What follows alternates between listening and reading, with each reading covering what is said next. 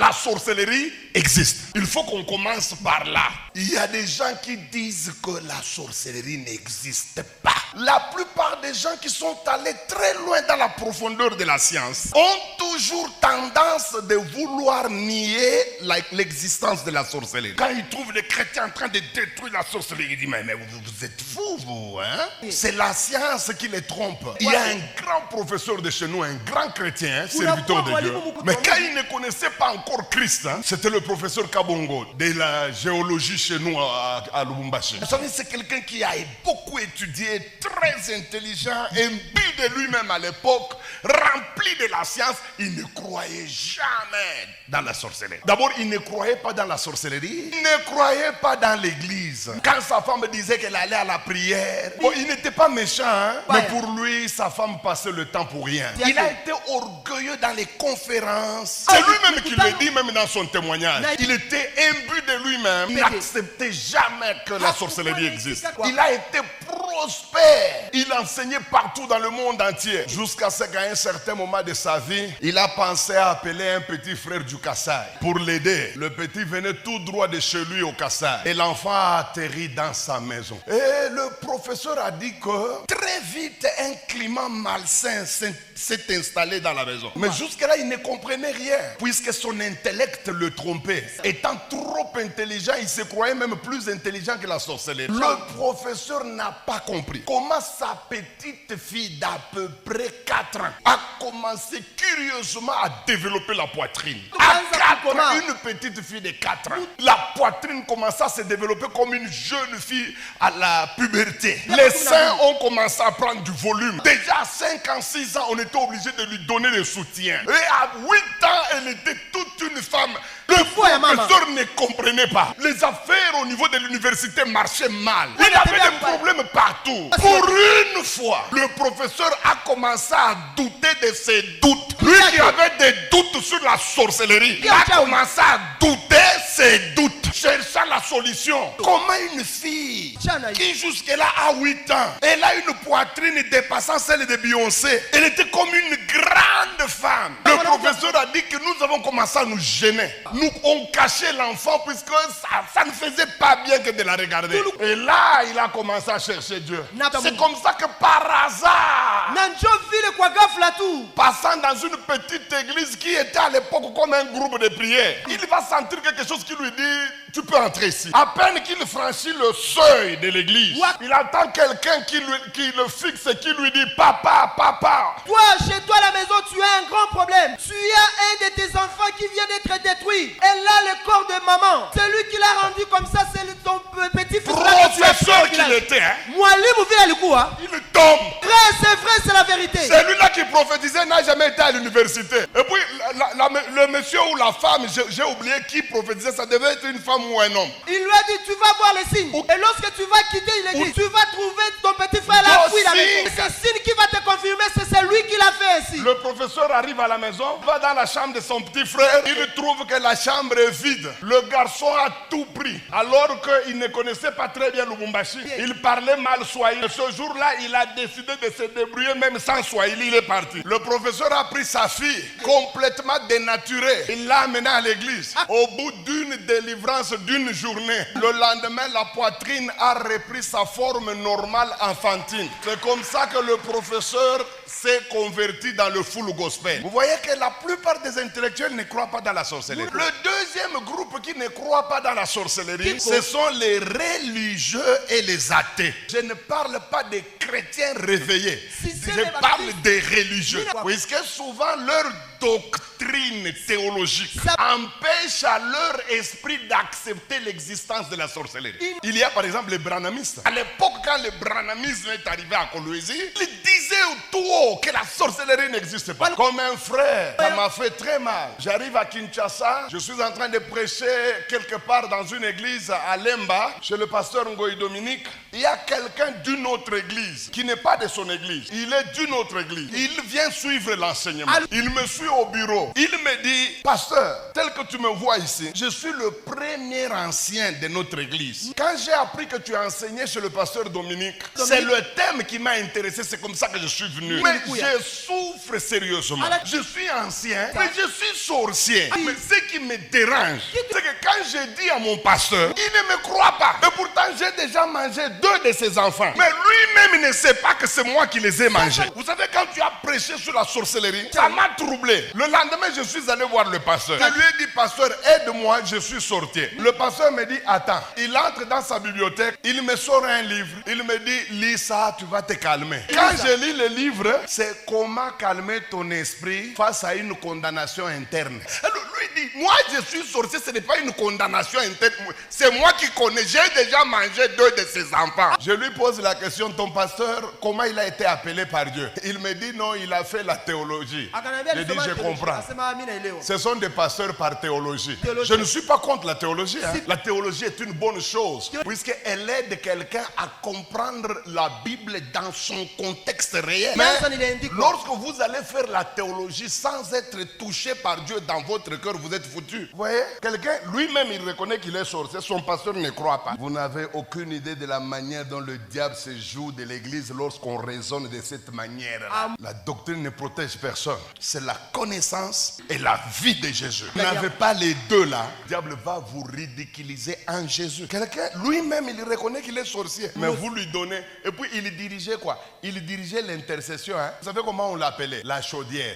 Donc un sorcier président de la chaudière. Où ira cette intercession-là? 3 parmi les gens qui disent que la sorcellerie n'existe pas. C'est le groupe composé des gens qui n'ont jamais connu de graves problèmes dans leur vie. Regardez bien, tous les gens qui n'ont jamais connu de graves problèmes dans leur vie, ils ne croient jamais dans la sorcellerie. Comment va-t-il croire dans la sorcellerie puisque sa vie marche comme sur des roulettes? Vous savez les histoires de mépriser la sorcellerie ici, ça détruit beaucoup de pasteurs. Hein? Je me souviens au Katanga, quand on avait mis le tableau devant l'église, hein, enseignement avec le pasteur Esdras, thème, comment être délivré de la sorcellerie. Un pasteur qui se dit ami à moi, mais qui est en réalité un faux ami. Il lit sur le tableau, il ne me dit rien. Il va dans son église, dans la prédication là, pour montrer que lui il est spécial. Il dit, j'apprends que Esdras va faire un enseignement sur la sorcellerie. Il dit, mais qu'est-ce que la sorcellerie peut venir faire dans l'église? C'est moi qui suis un problème pour la sorcellerie. Il a voulu montrer à son église que lui, il est final champion. La sorcellerie ne peut rien. Vous savez, quand vous méprisez votre ami, il y a toujours des gens qui trouvent que ce n'est pas juste.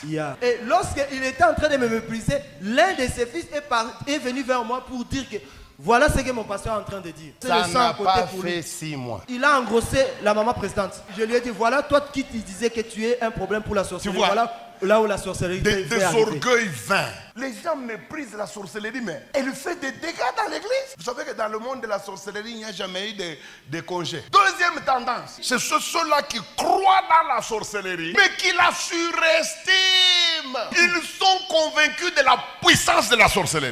Que pour eux, la sorcellerie contrôle tout. Ça, c'est aussi une autre erreur monumentale. Écoutez, mépriser la sorcellerie, une grave erreur. Surestimer la sorcellerie, une erreur catastrophique. Les personnes deviennent plus peureux que victorieux. Chaque chat qui passe, c'est un sorcier. Vous n'êtes plus dans le combat spirituel, vous êtes dans le combat des fous. Vous savez, à cause de la peur de la sorcellerie, je me souviens, entre 85 ou 86 ou 84, un frère en Christ évoluant dans un milieu où on enseigne mal le combat, il va développer une peur de la sorcellerie au point où il voyait la sorcellerie partout. Alors une de ces, ça doit être une grande sœur qui était en Europe, va faire toutes les démarches possibles pour que le garçon rejoigne l'Europe. Tellement ils avaient peur de la sorcellerie. Ils avaient, c'est-à-dire toute la famille. Alors ils n'ont informé personne. Ce qui est bien, c'est pas qu'on en a. Mais regardez là où la peur de la sorcellerie les a amenés. La yaya là va envoyer tout. Billets, tout. Alors le garçon devait voyager. Imaginez-vous, à l'époque Sabena, ça décollait de Kinshasa à 22 heures. À cause de la peur de la sorcellerie. Un voyage de 22 heures. Lui, il se réveille à 4 heures du matin, 4 heures, pour qu'on ne le voie pas en train d'aller à l'aéroport. Pour ceux-là qui connaissent Kinshasa, c'était dans le quartier des bonhommes là. Voilà. Maintenant, il sortait pour aller sur la grande avenue et prendre un taxi vers l'aéroport. À l'époque, vous connaissez les militaires de Mobutu. Ils étaient en patrouille. Le temps qu'ils puissent parler, on a déjà dépouillé billets, francs, et on le prend de là. Ils vont avec lui dans un cachot à Badiadingi. La famille, pour eux, l'homme est à l'aéroport. À 22h, quand Sabena décolle, ils font la fête que notre ami est parti. À l'époque, il n'y avait pas tout ce que vous avez ici, Vodacom et tout ça, ça n'existait pas. La grande sœur va à l'aéroport là-bas à Bruxelles. L'homme n'atterrit pas. Le temps qu'elle réalise que effectivement il n'est pas venu, elle met 2 jours. Un petit garçon de Matete là-bas, de bonhomme, qui passait par hasard après 1 semaine, là-bas à Badiadingi. Il voit un monsieur qui crie à travers les ferrailles là. Viens. Et quand le petit arrive, il se rend compte que c'est le monsieur là, le grand frère du quartier. Le petit descend là-bas de bonhomme. Il dit Ndegonabino bakangi azana kacho. Nande na ebisi bino ayebisi ngaya sali une semaine 3 jours na noalité. Tellement que le garçon était sérieux. Son papa dit bon allons baké boy bakuti il n'a coupé torse nu. Billet, bongo, sac, na bilamba ya chaki likolo. La peur de la sorcellerie exagérée. Et la 3e catégorie, elle est composée de ceux-là que j'appelle les tergiversants. Ce sont des gens qui croient dans la sorcellerie. Le degré de la croyance dépend de la situation dans laquelle il se trouve. Quand il mange bien, quand il dort bien, quand il a de l'argent, il croit que la sorcellerie existe, mais elle est rien. Mais la même personne, quand elle a des difficultés, la sorcellerie n'est plus rien. Ce sont les gens qui croient selon les circonstances de la vie. Mais c'est pas comme ça qu'un chrétien doit se comporter. Moi, je ne crois pas dans la sorcellerie selon les circonstances. Comme tu mets au monde des enfants sans problème, tu dis la sorcellerie n'est rien pour moi. Si en janvier ton mari perd le travail, au mois de février ton enfant est cogné par un véhicule, au mois de mars le travail se termine. Organisez une intercession pour moi. Je vois que la sorcellerie m'a envahi. Quant à nous, l'église, nous disons que la sorcellerie existe. Pourquoi nous disons que la sorcellerie existe? Ce n'est pas puisque nous avons vu des sorciers, non. Ça, ce n'est pas une preuve. Bien que c'est aussi une preuve. Mais ce n'est pas une preuve irréfutable selon moi. Pour nous disons que la sorcellerie existe puisque Dieu lui-même, fondateur, créateur du ciel et de la terre, il reconnaît dans sa bouche que la sorcellerie existe. Qu'on nous lise. Exode chapitre 22 verset 18. Nombre 23 verset 23. Exode chapitre 22 le verset 18. Nous lisons au nom de Jésus. Tu ne laisseras point vivre la magicienne. Écoutez, tu ne laisseras pas vivre qui?